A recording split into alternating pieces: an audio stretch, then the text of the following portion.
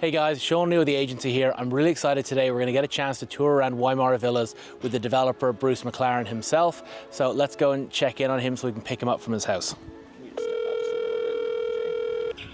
Hello. Hey Bruce, how you doing? Sean. Hey Sean, how's the hardest working realtor? I appreciate that. Are you ready for me to come pick you up and do our tour? Sounds good. All right, let's go.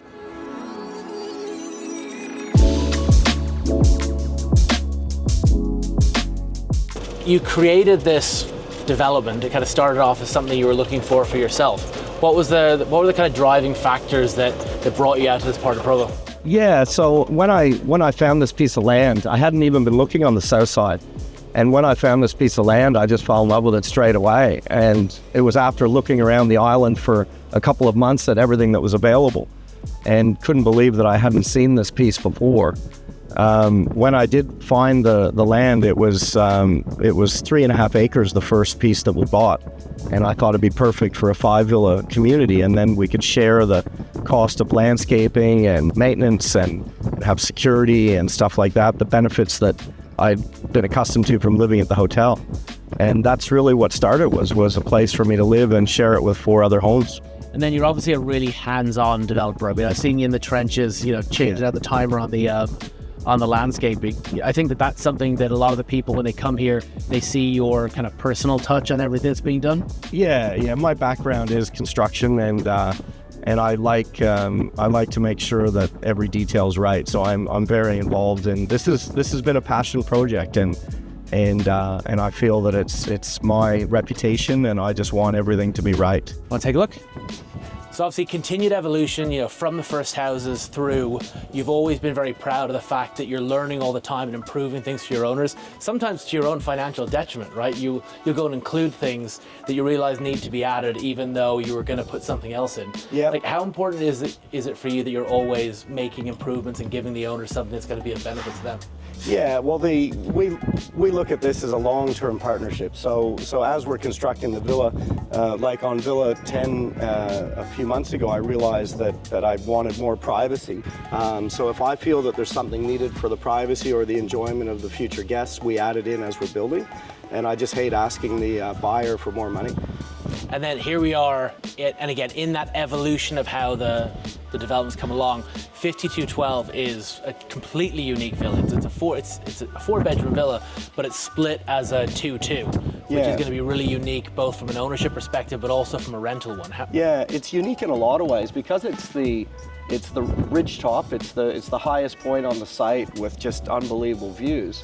I decided that because it's not oceanfront, it's going to make the most revenue as 2 separate 2-bedroom apartments. And we're utilizing the amazing views. They each have their own pools. So the buyer is going to benefit from probably the highest income return of any villa on the site, and the ability to be here, staying on property in one of the apartments while still making income in the other one. So It's very unique in many ways. Yeah, I always think, again, as we look at all the different configurations that we have here in property, whether it's the 1-beds now with 2-bedroom options, the 4, 5, and 6 bedrooms, it's nice to have that different selection from a rental perspective after they're completed. Exactly. Yeah, we've got a perfect room mix now.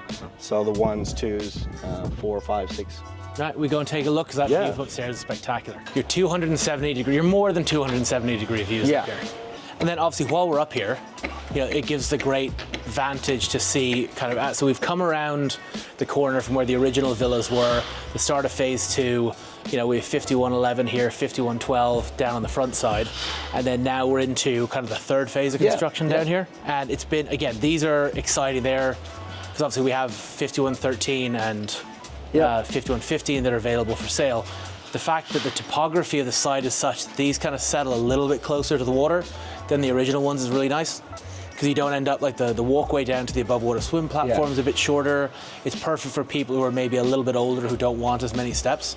And we get this kind of natural gradient down to what will eventually be your new home at Wymara Villas. Yeah. Still saving up for that, Sean. If you say from Villa 1 to 15 here, it's like different levels of beautiful. There's no bad villa, as you know. But what's unique about Villa 13, 14, and 15 is they're facing southwest. So you get that sunset view, and being south facing, you've got a little bit more shelter from the trade winds coming from the east. So I think that they're the premier site, these last three. And Villa 15 will be the last Wymara Villa oceanfront villa. So it's pretty special. Yeah, and I think as well, just as the site kind of naturally comes around the corner, this gives you kind of immediate access to the beach club, the ocean water lap pool, Sunset Beach, and then of course kind of land and sea. So you've got that kind of really natural progression that comes across here. I mean, that's the thing.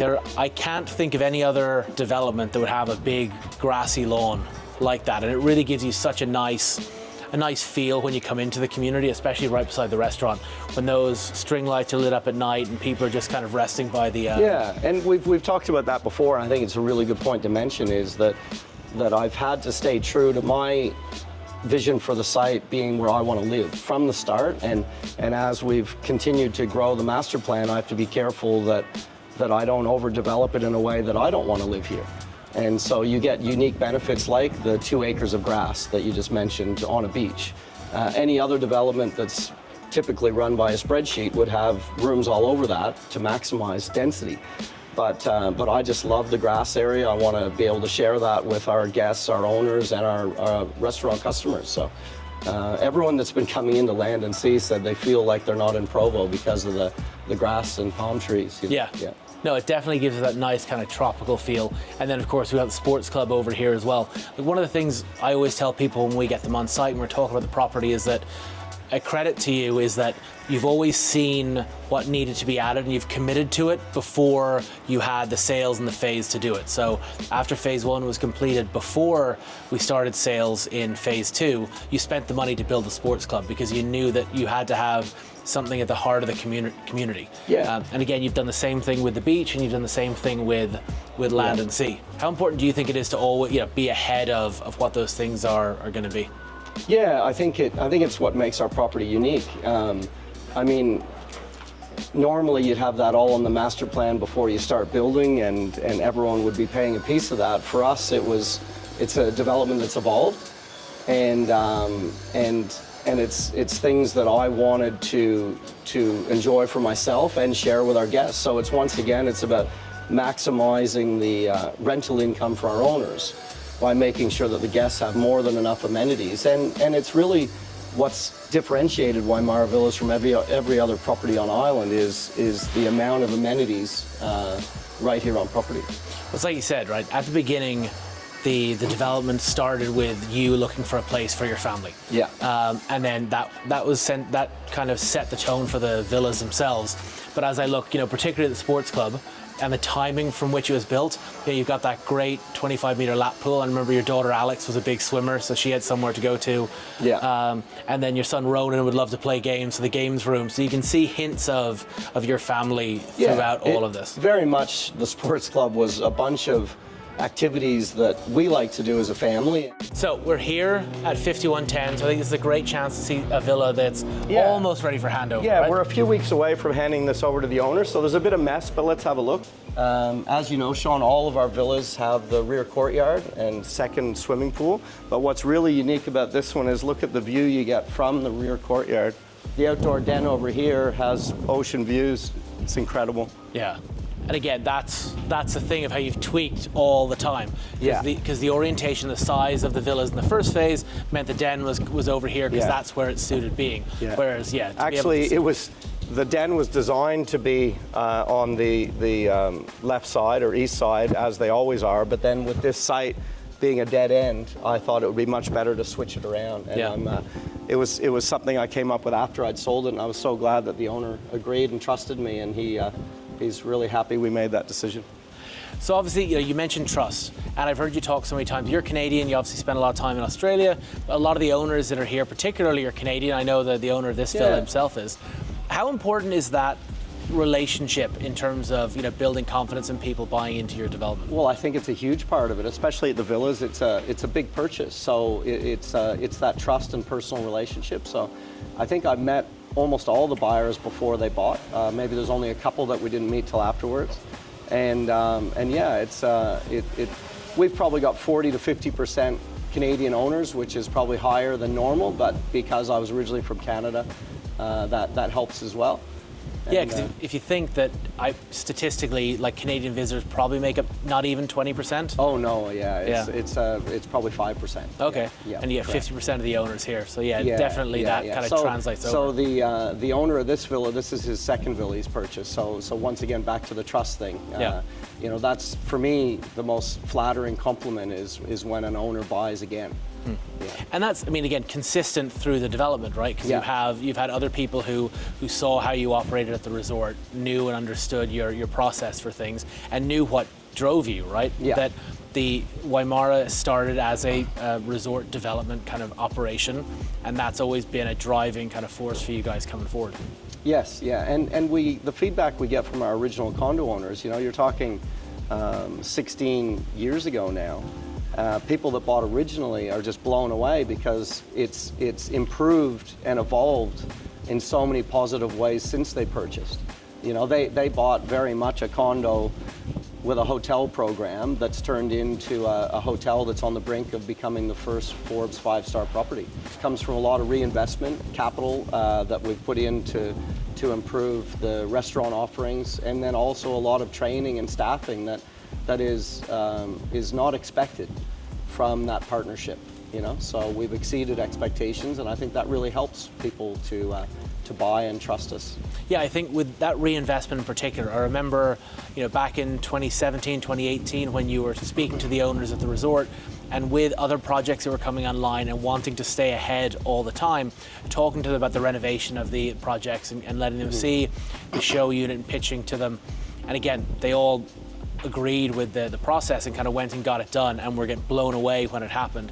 And then of course we've seen other developments, you know, as they get to the similar age, having to go through the same process. So it was a great example of being ahead of where things need to be to make sure that when new developments enter the market, you guys are already trying to surpass them before they've even opened up their doors. Well, that's right, and I think what we decided back in 2018-19 with the future of Wymara as a brand was that I wanted the Wymara Hotel to be iconic, you know, not just around for a little while, but to look at it as a hotel that people will talk about for decades.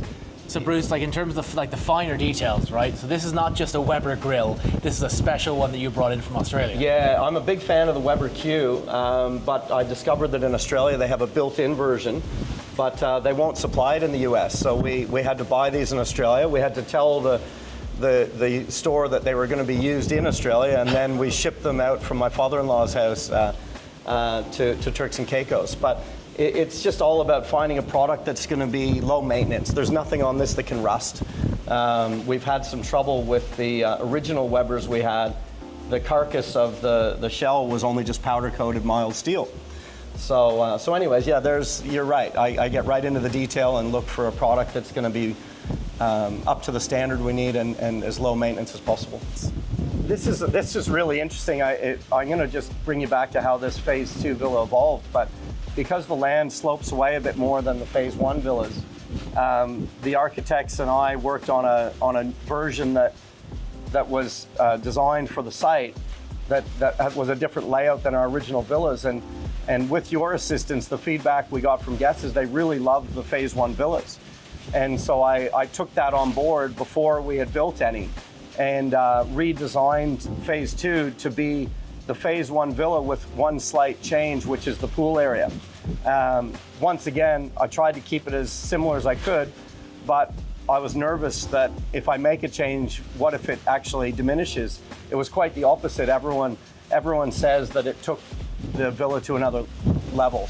So it's been a really good change. So Phase 2 is what we learned in Phase 1 with some slight improvements. Yeah. And then Phase 3, same thing again. We just make slight improvements as we go to the original model. So obviously, Bruce, you take great pride in supporting the Turks and Caicos and supporting local manufacturers as well. Yeah. So I mean, talk us through like the millwork and the furniture and some of the things that you have here on property. So virtually everything in this room just about's been made on island, except this chair here and the side table. The bed, the frame, the bench at the bottom, the mirror, it's all made here on island. The cabinetry is made here. the benefit is we're supporting local manufacturers, but also we know that we're using strong, hardy materials. And if something happens, we can fix it. Not waiting 6 months for a new item to come from China or you know. So it's so important to us that, you know, we're renting a 5-star villa.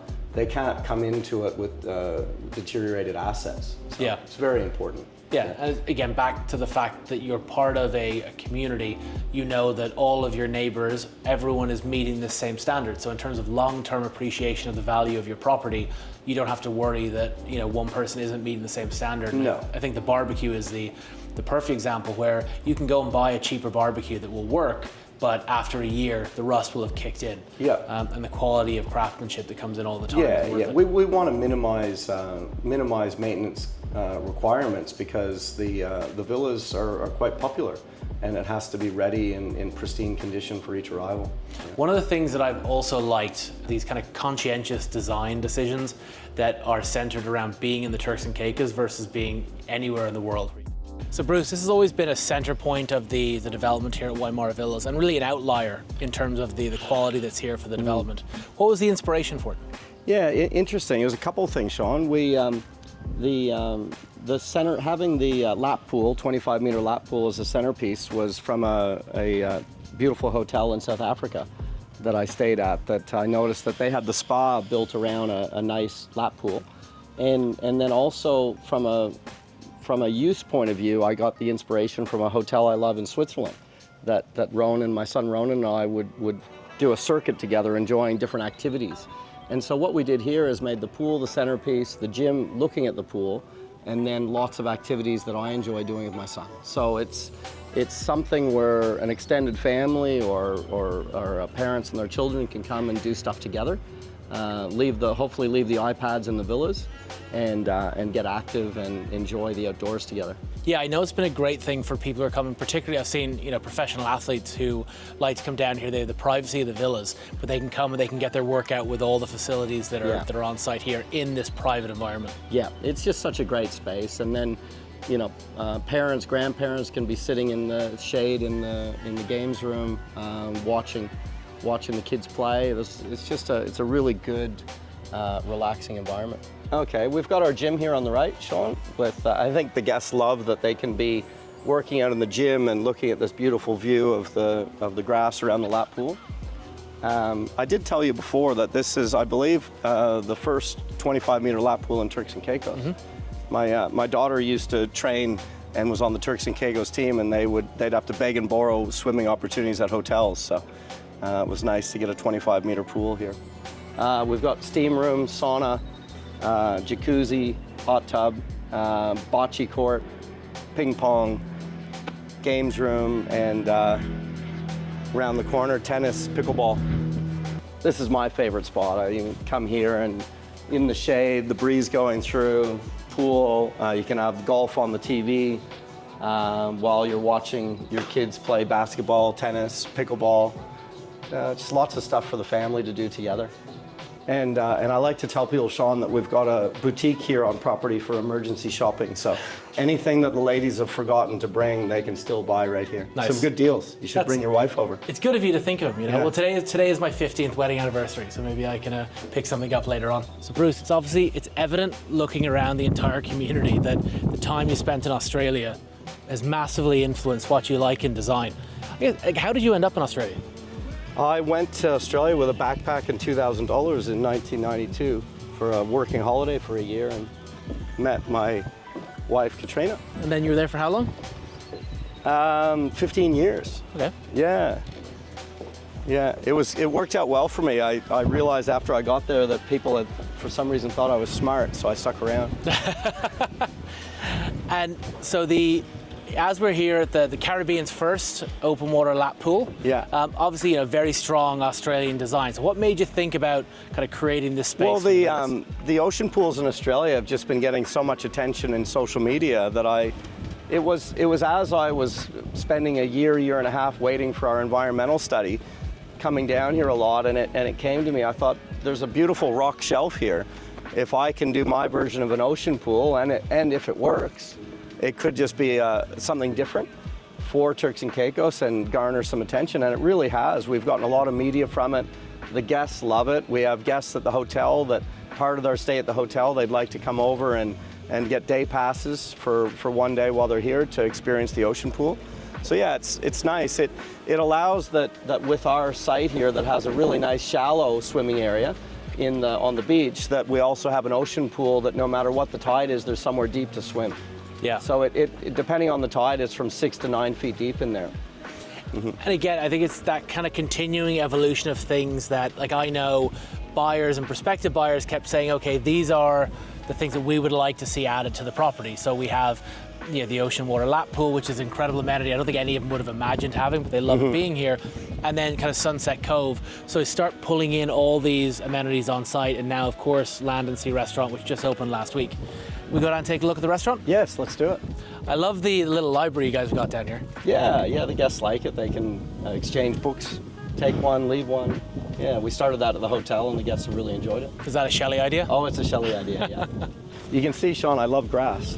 Clearly. I mean, I have seen you out here on your ride-on mower, yes. which is, you know, again, that level of detail and intimate knowledge of what's going on. Listen, I'm trying to think, the only place, as a kid growing up here, I remember Club Med had like a grass soccer field, but it was that old kind of Bermuda grass where you'd have like one piece of grass for every square foot. We just put these hammocks up this morning for you, Sean. You want to try one out? Hop in. See if they support me. There you go. Oh, God, Bruce, I'll have a rum punch, please. So, Bruce, I dare not say it's the final piece of the puzzle because you've always got something up your sleeve. But obviously, Land and Sea, the restaurant on site, has been such an important part for the villas. And again, like you said earlier, if you were looking at it purely from a spreadsheet perspective, you know, you might look at this all just as developable land, but you obviously, you know the importance of the food element of it, and you put Land and Sea as a priority. You know, what do you think that this kind of adds to the community here in Wymara Villas? Yeah, well, I think we've had the benefit of seeing Chef Andrew's success with Indigo and Blue Water Bistro at the hotel, which has really become the cornerstone. I mean, 75–80% of our restaurant customers each night are coming from other properties, which then makes them consider why not staying at Wymara next time. So we're really expecting the same thing here at the villas. It's going to really build the awareness of Wymara Villas, the foot traffic coming into the restaurant. We're pretty confident that Andrew will do it again, and Land and Sea will be one of the top restaurants in Provo. And so I think it really it adds to the experience for the guest, but also adds to the awareness for future villa stays and potential buyers of villas. Yeah, I think it's great. I mean, there's so many people who were aware of the villas, but if you weren't staying on property, you didn't have kind of a reason to be here. Whereas now, this becomes an invitation to come in and again to see the quality of everything that's there, and to trigger that kind of engagement with people who are contemplating buying. And food and beverage is such a big part of Wymara. Yeah. So it's all built around a top level culinary program. A lot of our guests comment that it's some of the best meals they've ever had, not to mention in the Caribbean. So Andrew's really raised the bar, and food and beverage is a huge part of Wymara's brand. And it's what you remember, right? Yeah. Like you're going to remember how beautiful the water was, how golden the sand is, but when you have the food element that comes with it, you can say, but the food was amazing. And that's definitely something that kind of triggers people when they choose to come back. Because you see that, right? That I think on average a second or third home buyer, not just in Turks and Caicos, but generally buys on the third trip. So the first trip they come back enough that they like it to see it a second time, that they think about buying the third time they come back. So if they don't have an amazing experience the first time they're here, they don't come back again. And then if they can keep solidifying that experience going forward, you know, they're definitely going to be someone who contemplates making a more permanent move to the islands. Yeah. So Bruce, like most men dream about making their man cave, but I feel like you've done it on an exponential level with the bar here at Land and Sea. Let's check it out. You can never have too many bars, Sean, and too many televisions for sports. So we've had a bit of experience in designing bars now, Sean. So we've done a few over the years at the hotel. So it's to me it's important to have sports, and we're in a very sunny oceanfront location. So in the back corner is the sports bar. You know, there's always going to be someone that wants to check the score during dinner, or come in and sneak over for a bit during courses. And so then our service bar acts as a sports bar as well. Yeah. Nice. And obviously, you know, a continuation of the features we see in the villas, like the hand-cut, you know, limestone here on the Turks walls. and Caicos stone on the walls, the whitewash pine ceiling, and exposed rafters. We've really taken the design from the games room at the sports club and created a building for the kitchen and the bar. Yeah. It's clear in all the elements, both of kind of design, owner experience, and guest user experience, that the standard of finish, the standard of delivery of service is so important to you. Obviously, I know that your ultimate goal is to become the first Forbes 5-star property here in the Turks and Caicos. So, I mean, what does that mean to Wymara, and what does that mean when you're driving those qualities through all the developments? Yeah, so I'm very competitive, and so it was something that we decided a few years ago to latch on to. We've gotten so much better for it, but we're one of 3 hotels in Turks and Caicos that are Forbes 4-star and have been for a few years. But we've been throwing everything into training. All of our hires and upper management have been people that have worked at Forbes 5-star hotels. And I really think that this is going to be our year. We're very close, and I think we will attain it. And we want to be the first, because you can only ever have one. There will be others. As Turks and Caicos evolves, I'm sure there will be others eventually. But we want to be the first because that's something that we'll always have. Yeah. How many Forbes 5-star properties are there in the world, so people can kind of get a sense of how important that is? Around, I can't remember if it's 340 around there. It's not significant. As you know, and we said earlier, I grew up in Canada. There's only 7 in all of Canada. I lived many years in Australia. There's only 2. There's obviously quite a few in the US, but 12 in the Caribbean. So yeah, it's very difficult to get to Forbes 5-star, and as I said, our service and standards have really benefited from this challenge. Yeah. So as we sit here today, right, if you were to go forward, 15 years and then the future, so we're in 2040, what would your hope be for the legacy of Wymara Villas? Yeah, I want to Wymara, Turks and Caicos to be iconic. In 2019, when we sat down and looked at what the vision was for Wymara, it was okay. Well, we're on the best bit of beach at Grace Bay. Let's create the best food and beverage program. I believe we have with Andrew's help. Let's renovate our rooms to be the best, which we have, and obviously we brought our hotel rooms up to the standard of our villas that were already there. And then service, let's create the best service on island, and it's been a journey, but I can safely say through the feedback we've had from travel partners, we are providing the highest level of service in Turks and Caicos.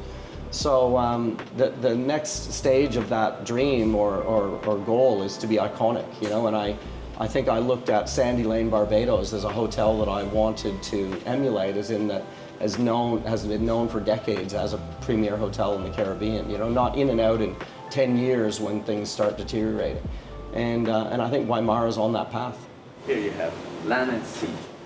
Thank you. Thank you very much. Thank you. Bruce, thank you so much for taking us on this tour of Wymara Villas. I know it's easy for you because it's a passion project. Love doing it. Thank you so much. I look forward to seeing you out here more often. Thank you. Cheers. Thanks for doing it.